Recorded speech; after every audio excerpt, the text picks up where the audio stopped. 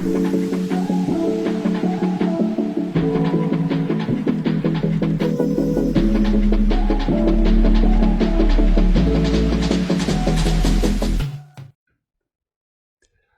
alô, guerreiros do concurso da Guarda Municipal de Chapecó.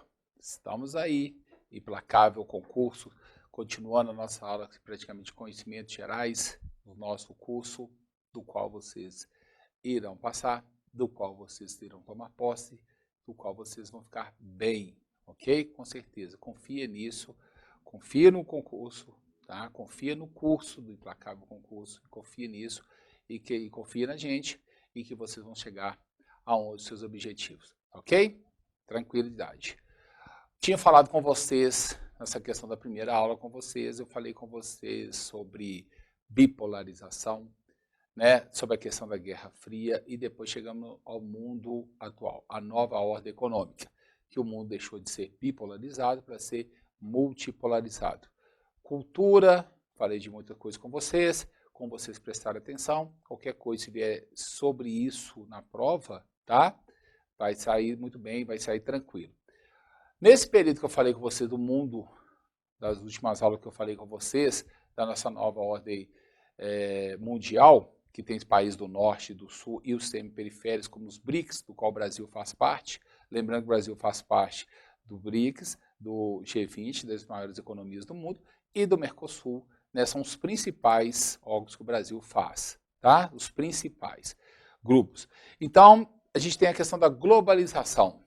Olha bem a questão da parte da globalização no mundo atual, que prevê um mundo, questão do mundo mais globalizado, um mundo que você tiver numa televisão, se estiver ouvindo rádio, tudo em tempo real, você consegue rapidamente saber de todas as coisas, de tudo que está acontecendo. Olha para você ver pela foto aí, né? Onde que pelas grandes marcas, se você precisa, para um mundo globalizado, você precisa de duas coisas praticamente. Uma internet, para você ver pelo quadro aí, né, pelo mapa aí, você precisa de uma internet, e você precisa de meios de transporte para você se integrar nesse mundo.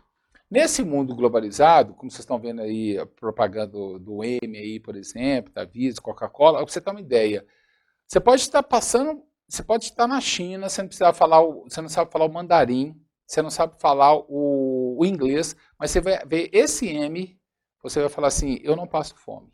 Entendeu? Então você vê que as marcas hoje, no mundo globalizado, o que vai valer hoje são as grandes empresas, as transnacionais, as grandes marcas.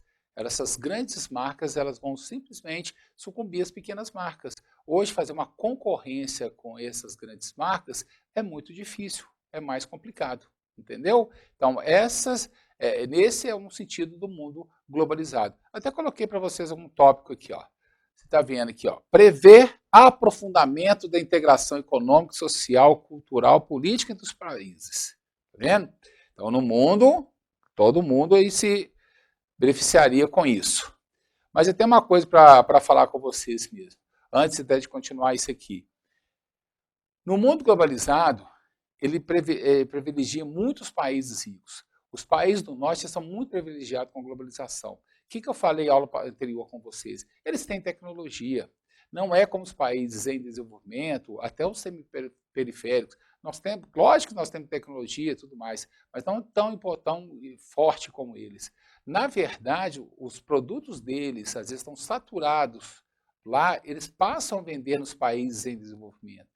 Eles fazem a gente tentar consumir os produtos deles. Então, o mundo capitalista gira, então, de lucro, de consumo. Se não tiver consumo, realmente não vai ser o mundo capitalista. Então, ele, na verdade, ele amplia a desigualdade. Há uma ampliação muito grande da desigualdade no mundo globalizado. No mundo globalizado, favorece os mais ricos, favorece os países mais ricos. Isso é fato, porque eles podem vender seus produtos, têm mais tecnologia, vendem a um preço às vezes até menor, compram mais barato dos produtos dos países em desenvolvimento, porque eles vão vender agricultura, pecuária, matéria-prima, é mais barato, essa matéria-prima é transformada, e eles acabam revendendo isso para os países em desenvolvimento. Então, beneficia eles. Mas, continuando aqui, Prevê aprofundamento da integração econômica, social, cultural, política dos países, impulsionado pelo barateamento dos meios de transporte e comunicação no final do século XX e início do século XXI. Isso aí também. Usa como ferramenta principal a internet. Então, você precisa da internet e os meios de transporte, tá vendo? São os dois pontos, os ícones da globalização. Necessidade do capitalismo de formar uma aldeia global para poder vender seus produtos. Permitir maiores mercados para os países centrais, desenvolvidos, tá vendo? Cujos mercados internos já estão saturados, então você tem que vender para os países em desenvolvimento. Estabelece os aspectos econômicos, sociais, culturais e políticos para o mundo. Então, na verdade, eles padronizaram o consumo. Então, se você tem uma rede fast food, por exemplo, então foi padronizado aquilo ali. Então, às vezes não é questão de almoçar, como aquele sanduíche, com batata frita, com refrigerante. Pronto, então eles padronizaram o uso tipo da calça, o que importa é roupas de questão de marcas, o que importa é o status, dá prestígio, é isso que eles colocam dessa forma. Então eles vendem bastante, então eles colocam muito, por isso que eu falei que causa desigualdade. Quando você separa, parece que você não está consumindo os produtos que eles determinam, parece que você perde seu status, seu prestígio, dá essa sensação. Então, o que eles fazem? Eles querem uma aldeia global para vender seus produtos.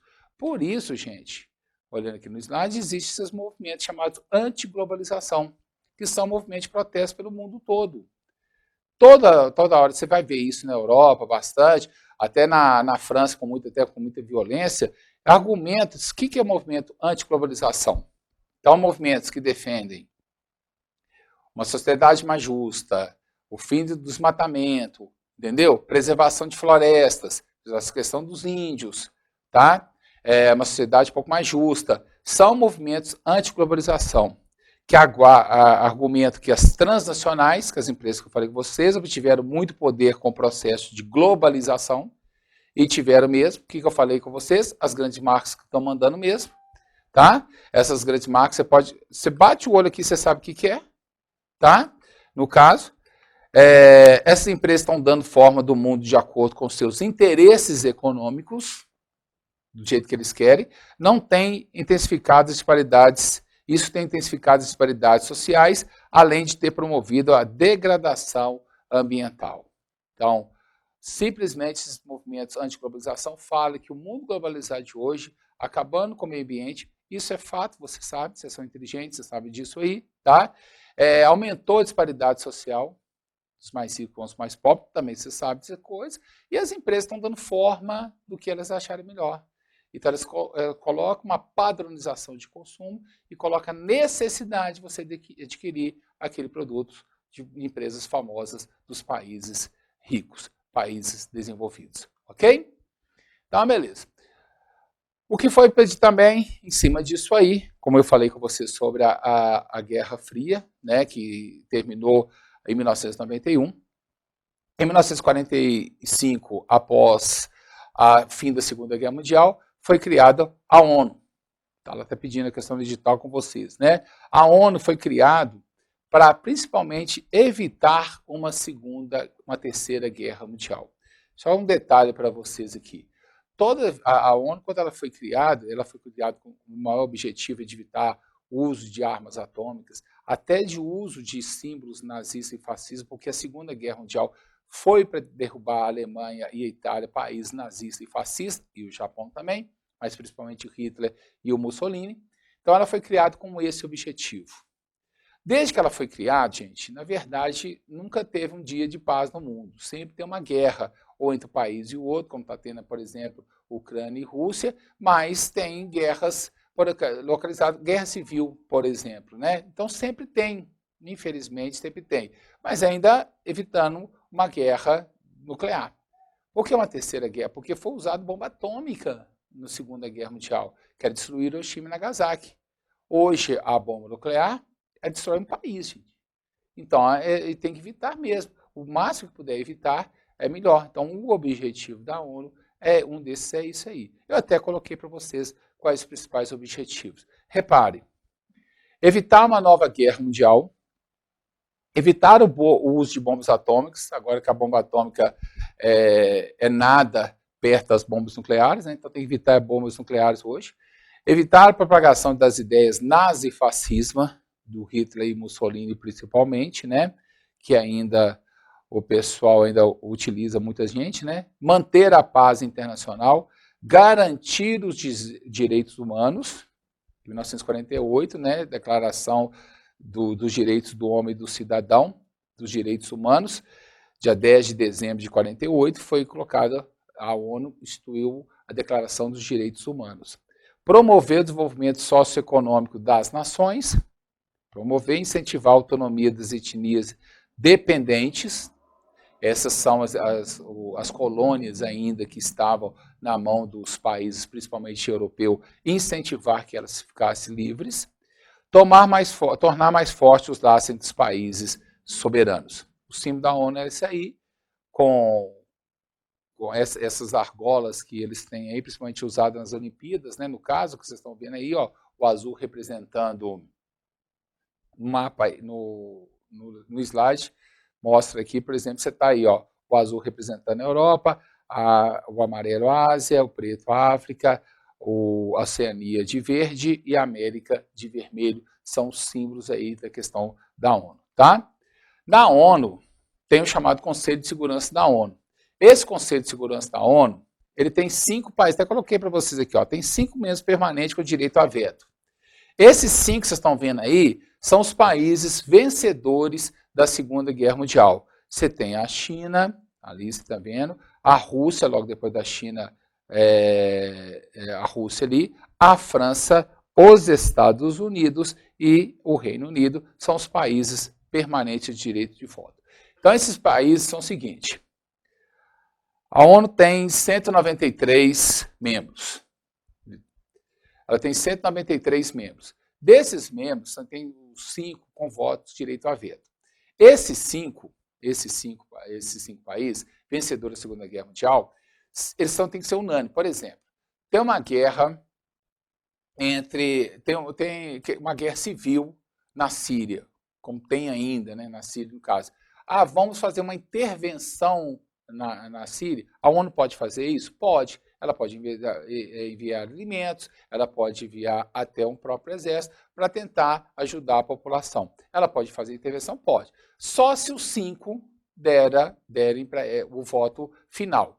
Você tem os 10 membros por 2 anos, todo mundo reúne, todo mundo fala, todo mundo tem direito ao voto, todos dos 193, porém, dos países, mas os 5 que decidem no final.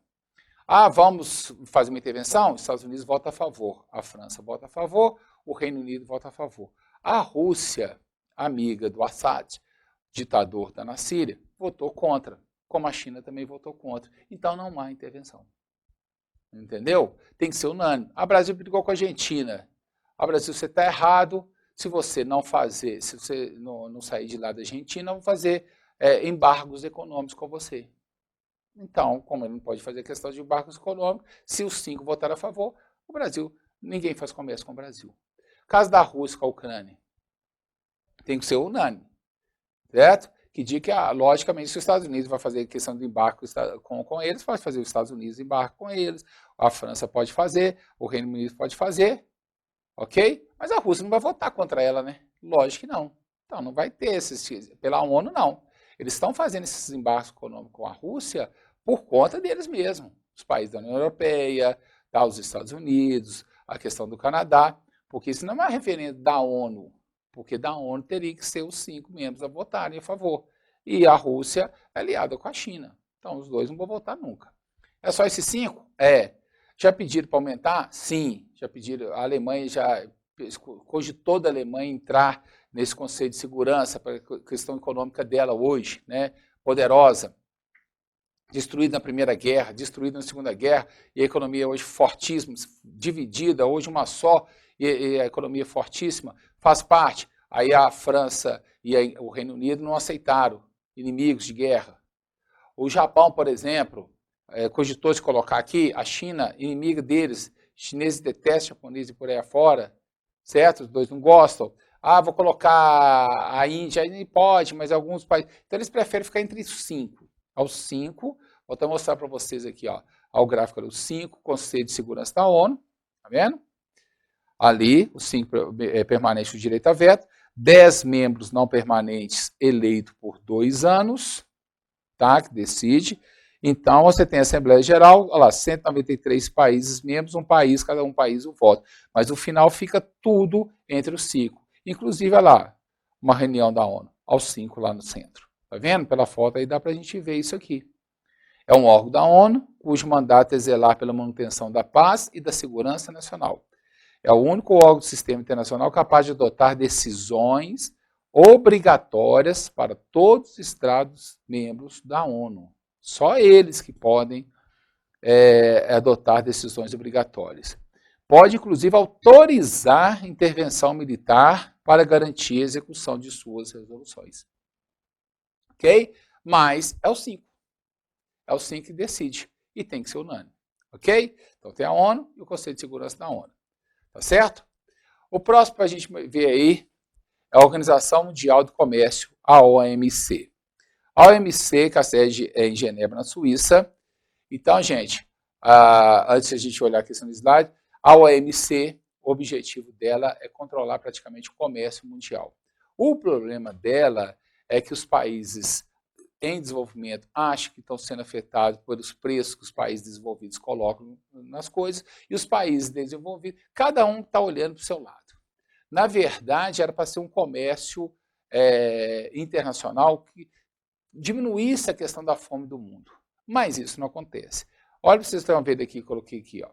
Formado por 150 nações, tem tido um papel fundamental na supervisão dos acordos comerciais, na defesa do livre comércio, sem muita intervenção do Estado, nenhuma intervenção do Estado, e na mediação de conflitos comerciais entre os países signatários. Ah, estou vendendo mais trigo, eu estou vendendo mais milho, aqui está subsidiando os preços. Então, eles tentam segurar essa situação. Um dos seus princípios é justamente a preocupação excessiva que cada país tem em favor de seus próprios interesses. E tem mesmo. Tá? O maior propósito das negociações seria o desenvolvimento dos países pobres e o combate à fome, que seria isso. Mas qual que tem o problema, gente? Onde está o problema? Os países emergentes querem que a União Europeia e os Estados Unidos diminua os impostos aos produtos agrícolas estrangeiros, tá? Querem mesmo, querem vender mais. Já os países desenvolvidos querem, em troca, uma maior abertura para seus produtos industrializados. Tá vendo? Ninguém chega. Todos querem mercados mais abertos para os seus produtos, mas não desejam abrir seus próprios mercados, pois temem que tal abertura prejudique suas economias. Então, eles não chegam a um acordo. Tá vendo? Então, os países em desenvolvimento, os países emergentes como o Brasil, pedem que diminua os impostos dos países desenvolvidos. Já os países desenvolvidos querem que os produtos industrializados deles entrem com mais força. E se entra mais força no país em desenvolvimento, vai acabar com as indústrias. Já tá, eles não têm concorrente mesmo, já vai acabar com as indústrias. Então, é essa luta aí diária, sempre entre o norte, principalmente o sul, e acaba todos estão só olhando para o seu lado, todo mundo quer um livre comércio, mas cada um quer respeitar os seus interesses, né? Cada um está olhando para o seu próprio umbigo, e aí que acontece isso aí. Ninguém chega a uma conclusão, e a fome para o mundo todo. Plano Marshall, de 1947. É o plano, por que eu estou colocando isso aqui? Plano de recuperação econômica dos Estados Unidos e Europa, Guerra Fria, no período posterior à guerra. Visava garantir o mercado europeu, impondo a hegemonia econômica dos Estados Unidos no continente, fortalecendo a expansão capitalista e evitando o avanço socialista. O Plano Marshall é isso aqui, ó. Pelo mapa, os Estados Unidos investiam dinheiro em todos os países de verde aí, países capitalistas, para tentar impedir o avanço do socialismo na Europa. Fortalecer esses países de verde aí, ó, tá? Todos os países capitalistas. Ele fez dessa forma. Quando a União Soviética conseguiu, porque os Estados Unidos, quem utilizou a bomba atômica pela primeira vez foi os Estados Unidos. Jogou em Hiroshima e Nagasaki. 6 de agosto de 45, 9 de agosto de 45, os Estados Unidos jogou as bombas atômicas. A União Soviética, todo mundo, né, afinou, porque os Estados Unidos saiu como vencedor da guerra mesmo. A União Soviética foi e fez, julgou a questão da bomba dela. Ela conseguiu, em 1949, fazer a sua própria bomba atômica. Aí os Estados Unidos vão criar a OTAN. A OTAN que tem esse objetivo aqui, ó, Organização do Tratado Atlântico Norte, organização militar pelos Estados Unidos, visando impedir o avanço socialista na Europa. Foi criada após a explosão da primeira bomba atômica soviética em 1949. Então, os Estados Unidos cria a OTAN e esses países de verde passam a fazer parte. Você não tem a Finlândia fazendo parte, nem a Suécia, nem a Suíça, que é neutra, mas a maioria dos países, como Portugal, Espanha, o Reino Unido, França, a Itália, a Grécia, a própria Turquia, fazem parte da OTAN até hoje. Em contrapartida, já que ela tinha criado isso, a União Soviética criou o Pacto de Varsóvia. Visava impedir o avanço do capitalismo do seu bloco de influência, oferecendo ajuda econômica aos países do leste europeu. Então, olha para você ver, então ela, a parte de verde, de vermelho, ela está aí, a parte de vermelho, impedindo tentando impedir o avanço do capitalismo no leste europeu. Agora o detalhe que vai acontecer aí. O Pacto de Varsóvia, quando a União Soviética deixou de ser socialista, ela falou que ia acabar e acabou. E os Estados Unidos prometeram acabar com a OTAN. E não acabaram. Olha os motivos aí dessa guerra da Ucrânia com a Rússia. Então, os Estados Unidos ele foi avançando, vou mostrar para o mapa para vocês, os Estados Unidos avançou a questão da OTAN, e países que não faziam parte da OTAN depois com o fim da União Soviética passaram a fazer, como Polônia, República Tcheca, a Eslováquia, a Hungria. Tá? Então a OTAN tem 30 países, tem em cima o Canadá, os Estados Unidos, a Islândia faz parte, e esses países todos que vocês estão vendo, Espanha, Portugal, França, Reino Unido, Bélgica e por aí afora. Grécia e tudo mais, a Turquia também fazendo. Em cima aí vocês estão vendo a questão da Ucrânia, que não faz parte da OTAN, e acima dela, aí, acima, Estônia, Letônia e Lituânia fazem, já são fronteiras com a União Soviética, olha o que você está vendo, tá? A Finlândia, acima da Estônia ali, não faz parte, só que agora a Finlândia e a Ucrânia estão querendo fazer parte da OTAN. E a Rússia, com Putin, falou que se os dois fizerem parte da OTAN, ele vai partir para a guerra, partir para a Terceira Guerra Mundial e jogar bombas nucleares. Ele já deixou bem claro isso. Porque a Finlândia ela faz fronteira muito extensa com a Rússia. E a Ucrânia também faz muita fronteira com a Rússia. Você vê que não tinha a Ucrânia, tá vendo? Ali, ó, esse mapa aí, antes da Rússia, antes de ser Rússia, era a União Soviética, não tinha a Ucrânia, tá vendo? Olha a Finlândia lá em cima, lá, de verde. A Finlândia também faz fronteira com eles. A fronteira da Ucrânia é bem grande. O que já aconteceu nesse mundo de história? Na França, Napoleão Bonaparte, bem antes, foi invadir Moscou, e invadiu Moscou e passou pela Ucrânia e parou na cidade de Kiev. Ok? Passado-se o tempo, Hitler, Segunda Guerra Mundial, 1942, foi invadir Moscou. Todos os dois perderam. A França perdeu e o Hitler também perdeu. Mas Hitler passou na cidade de Kiev. Kiev fica aí em cima desse UI praticamente da Ucrânia. Parou ali, muita gente até aderiu ao nazismo dele, e dali ele comandou a invasão para Moscou. Então Putin pensa, se já na França já invadiram, Napoleão, a Alemanha já invadiu, por que colocar a OTAN lá? Se colocar a OTAN, vai ficar mais fácil os Estados Unidos invadir, ou o Reino Unido invadir, entendeu? Se colocar a OTAN lá em cima, lá na Finlândia, olha a fronteira, toda a minha fronteira já está. Eu já estou com a Polônia, que é a fronteira. Olha lá, a Polônia já está a fronteira comigo, certo? Que já é fronteira. A Ucrânia, aí só fica faltando a Ucrânia. A Estônia, a Letônia e a Lituânia já estão. Fica faltando a Finlândia, fica faltando a Ucrânia. Não vou deixar, não vou impedir, e não quero a entrada da OTAN. Eu não quero que a Ucrânia passe a parte da OTAN. Ela pode fazer isso, ela está ameaçando, tá, gente?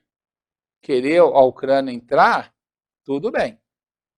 Só que os 30 países têm que votar unânimes. Todos têm que votar. Para a entrada da Finlândia, por exemplo, a Turquia falou que não vai votar a favor. Se ela não votar a favor, então não entra, tem que ser os 30. E o caso da Ucrânia, que fica esse imbróglio todo. Porque ela quer participar da OTAN para ter um exército mais forte, porque ela acha que a Rússia vai invadir a Ucrânia. E a Rússia, achando que ter a OTAN na Ucrânia, ele vai invadir. Tá? A guerra não é só por causa do leste europeu, não é por causa da questão de gás natural, não é só não. Tem essas coisas, rivalidade de tempos e tempos. A Europa sempre, né, teve guerra. Sempre teve guerra. Tá? Ok? Continuando aqui. Fundo Monetário Internacional, o FMI.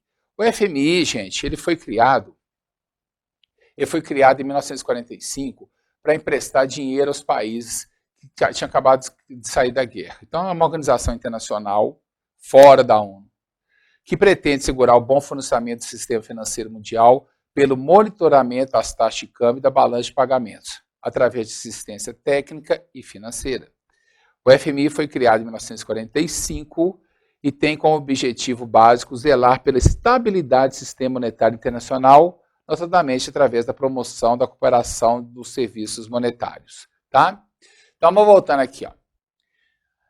O FMI, quando ele foi criado para ajudar os países que saíram da guerra, principalmente os países europeus, depois de vir que os países recuperaram e emprestar dinheiro, foi muito bom. O Brasil entrou pela primeira vez no FMI em 1957, no governo de Juscelino Kubitschek. O Brasil precisou, principalmente por causa da construção de Brasília. Depois o Brasil acabou pagando, depois o Brasil voltou em 1982 no governo Figueiredo, né, a questão entrar no FMI, em 2010 o Brasil deixa a questão do FMI. O FMI está emprestando dinheiro para países que querem. Só que quem empresta dinheiro, quem pega dinheiro do FMI, sabe que vai passar apertado. É meio complicado, viu, gente? Porque realmente a taxa de juros deles é muito alta, eles cobram bastante, primeiro paga ele, depois o que sobrar se investe em saúde e educação. Então, dever ao FMI é ruim. Mas é um órgão particular, formado por grandes bancos, que o objetivo é auxiliar esses países em dívida. Como tem muito país endividado, eles já dão um de olho na Ucrânia para reestruturar a Ucrânia. Tá? Outra coisa, pedido para vocês aqui, é a Organização para a Cooperação e Desenvolvimento Econômico, chamado OCDE. Representa uma estruturação formada por países parceiros estratégicos dedicados ao desenvolvimento econômico. Criado, vocês estão vendo tudo que foi criado depois no período da Guerra Fria, tá vendo, gente? Por isso que eu expliquei para vocês primeiro a questão da Guerra Fria, por isso que eu queria que vocês entendessem isso aí. Foi criado em 1948, financiado pelos Estados Unidos. Olha lá, o objetivo era o mesmo. O objetivo é reconstruir o continente que estava destruído pela guerra na Europa. Estados Unidos e o Canadá uniram-se aos membros permanentes ao OSCE, surgindo a OCDE. Então, quando ela foi criada em 1948, só tinha países europeus, por isso que chamava OSCE, tá? Organização Econômica de Cooperação dos Países Europeus. Depois que os Estados Unidos e o Canadá entraram, aí em 1961 surgiu a chamada OCDE, Organização Cooperação e Desenvolvimento Econômico, porque os dois acabaram entrando também. Os objetivos deles: crescimento econômico duradouro, visando desenvolvimento sustentável. Desenvolvimento sustentável. Criação de empregos e melhoria do setor econômico e do bem-estar social. A melhoria da expectativa de vida e eficiência na saúde e educação. O combate à pobreza buscando estabilidade financeira. O aprimoramento da economia nos países em desenvolvimento. Então, vocês estão vendo aí, ó, que a OCDE, né, ela hoje tem essas finalidades, e o Brasil, por exemplo, o governo brasileiro tem tomado decisões, o Brasil não está na OCDE, mas tem tomado decisões para ingressar finalmente na OCDE, o que representaria um selo de confiança do país, bem contrairia possíveis investimentos e financiamentos internacionais. No Brasil, por exemplo, o MEC, Ministério da Educação e Cultura do Brasil, tem uma parceria com a OCDE, tá? Para melhorar a qualidade da educação do país. Então, o Brasil está fazendo um esforço muito grande até para entrar para a OCDE. Ele vai fazer algumas coisas, já pediu até para os Estados Unidos ou ajudar a entrar, né? Ainda não entrou, porque seria interessante para o Brasil fazer parte de uma organização, né, que busca estabilidade financeira, busca melhoria do bem-estar, busca o desenvolvimento, melhorias no desenvolvimento sustentável, tá? Melhores situações econômicas para os países em desenvolvimento, no caso do Brasil. Seria bem interessante o Brasil fazer parte. Não fez ainda, pode ser que, né, depois, mas para a prova de vocês, não está o Brasil na OCDE, ok? Está tentando fazer, então, uma organização para cooperação e desenvolvimento econômico. Na verdade, como é formado por muitos países em situações mais desenvolvidas, né, mais ricos, né, não é sempre que tem essa motivação para ajudar os países mais pobres. Mas, no caso do Brasil, por exemplo, a educação é ajudada pela OCDE. Eles ajudam a questão para ver se a gente tem uma educação de mais qualidade. Não está tão de qualidade, mas eu acho que se não tivesse com eles, seria pior. Ok? Temos também aqui, em 1957, é formada a CEE, a Comunidade Econômica Europeia, que vem com a França, Alemanha Ocidental, Itália, Bélgica, Holanda e Luxemburgo. O objetivo deles era ter um mercado comum, um mercado com liberdade de movimento, impostos alfandegários e questões de transporte. Quando eles fizeram esse mercado, gente, eles queriam um mercado que eles pudessem fazer comércio entre eles de maneira mais livre, nem pensar em ter um passaporte único, nem uma moeda única. Era mais uma tentativa de reestruturação da Europa, porque já estava meio arrasado depois da Segunda Guerra Mundial. Foi feito por quem? Por países capitalistas da época, a Itália, a Bélgica, Holanda, Luxemburgo, tá? A França e a Alemanha Ocidental, porque a Alemanha estava dividida em ocidental capitalista e oriental socialista. Então chamaram ela. Tá? Então eles faziam o chamado um livre mercado, onde um pudesse ajudar o outro, comprando produto de um, comprando produto de outro, a preços melhores. Isso foi em 1957, então é o primeiro Comunidade Econômica, é a primeira União Europeia, foi a primeira vez. Depois, essa virou a União Europeia, realmente em 1992. Só que a União Europeia se tornou a União Europeia, aqui colocando para vocês, já com questão do bloco econômico. O bloco econômico europeu hoje, ele tem uma área de zona de livre comércio, tá? Então ele tem objetivo de isenção de tarifas entre os países membros. Então hoje, essa ideia de 1957 de CEE, em 1992 ela saiu do papel. Então os países europeus hoje, na União Europeia, eles têm isso. Tarifas de importação entre eles mesmos, uma importação menor para que eles possam fazer mais comércio entre eles, um ajudando o outro.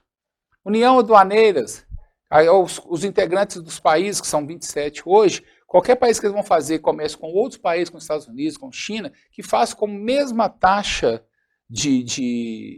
com a mesma taxa de importação e exportação, para ter todo mundo direito de comprar igual da China e dos Estados Unidos, além de, entre eles, fazerem comércio. Mercado comum, que seria aí o mercado mais interno, externo, que eles fizeram, união monetária e o mercado comum. Que aí você tem o quê? Todos o passaporte único, você vai ter um passaporte único, e que você tem a questão da comunidade europeia. Um país ajudando o outro, um país vendendo com as mesmas taxas, procurando vender mais barato que o outro. Se for fazer comércio fora do país, fazer comércio com umas taxas iguais, não ter um melhor do que o outro, um ajudando ao outro. Passaporte único, que tem mesmo, e a moeda única, que eles conseguiram chegar no euro. Então vocês estão vendo aí, ó, pelo mapa aí, ó, que todos eles aí fazem parte, são 27 países que fazem parte. No mapa aí está o Reino Unido, mas ele não faz parte mais. Eu só queria mostrar para vocês que a Turquia tem uma situação financeira muito boa, mas ela não entra na União Europeia, ela é barrada para entrar na União Europeia, porque a maioria da população é islâmica. E no islamismo, como toda a Europa acha que todo muçulmano, quem é adepto da religião islâmica é muçulmano, é terrorista, passaporte livre, os caras entrariam e fariam atos terroristas. Então, até hoje, a Turquia não entra. Um dos objetivos maiores são esses, tá? Então, os objetivos da União Europeia: promover a unidade política e econômica da Europa, melhorar as condições de vida e de trabalho dos cidadãos europeus, melhorar as condições de livre comércio entre os países membros, reduzir desigualdades sociais e econômicas, uma única moeda, o euro. Paz, harmonia e equilíbrio na Europa. Tá vendo? É isso, dessa forma que eles estão fazendo. Olha tantos países que fazem. A Ucrânia, vocês estão vendo que não faz parte. E ela quer entrar na União Europeia. É mais uma coisa que a Rússia fala que é complicado. Ela entrando na União Europeia, a OTAN, ela ficava forte mais. É uma ameaça. Os russos acham que isso é ameaça. Se é ou não, né? Eles acham que é uma ameaça. E aqui, gente, você já deve ter visto que o Reino Unido saiu do mercado. Isso é cultura mesmo, né? Da União Europeia. O Reino Unido que é formado aí por Inglaterra, Escócia, Irlanda do Norte e País de Gales. A Inglaterra é só essa ilha. Quando fala Grã-Bretanha, Escócia, Inglaterra e País de Gales.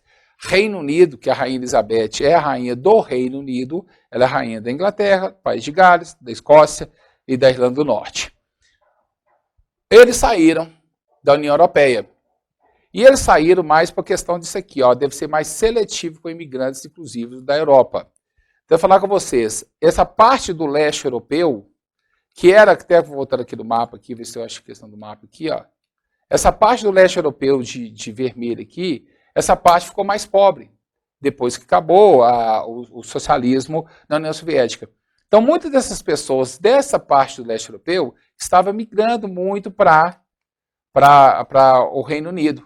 Então, eles queriam ser mais seletivos com isso e pedir. Muita gente pensa que eles queriam, na verdade, eles estavam querendo evitar que o pessoal do norte da África ou da Ásia fosse para lá. Também eles iam.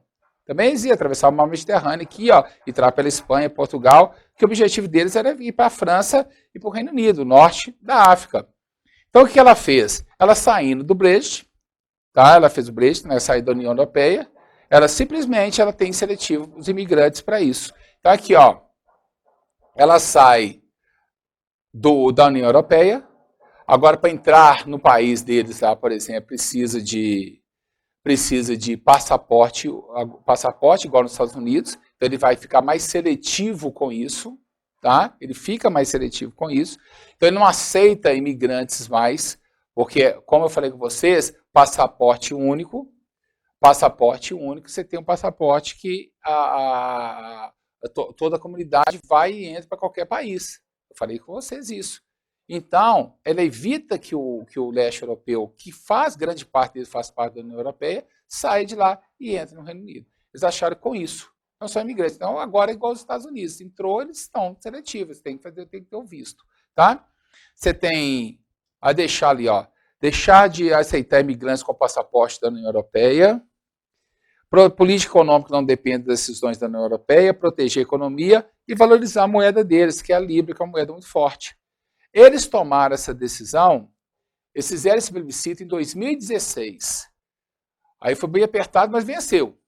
Né? A maioria quis que saísse, o Reino Unido saísse. O Reino Unido inteiro. Tá? E em 2020 foi ratificado essa decisão e eles resolveram, então, sair. Tá? Então, por isso que tem chamado Brexit, que eu falei com vocês, que é a saída da Inglaterra da União Europeia. Combinado? E para terminar, nós temos aqui a questão do nosso bloco comum, que é o Mercosul. O Mercosul que é formado aí por Brasil, Argentina, Paraguai, Uruguai.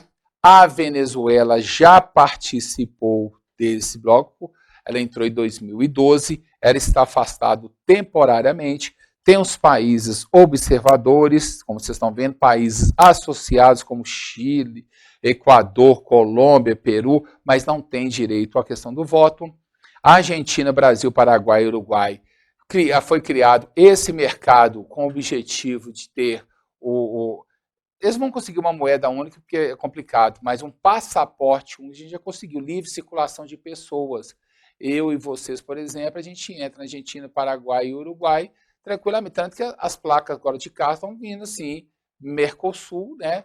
Para a gente, por exemplo, escrito Brasil, que aí a gente entra mais tranquilo para lá. Essa aí tem.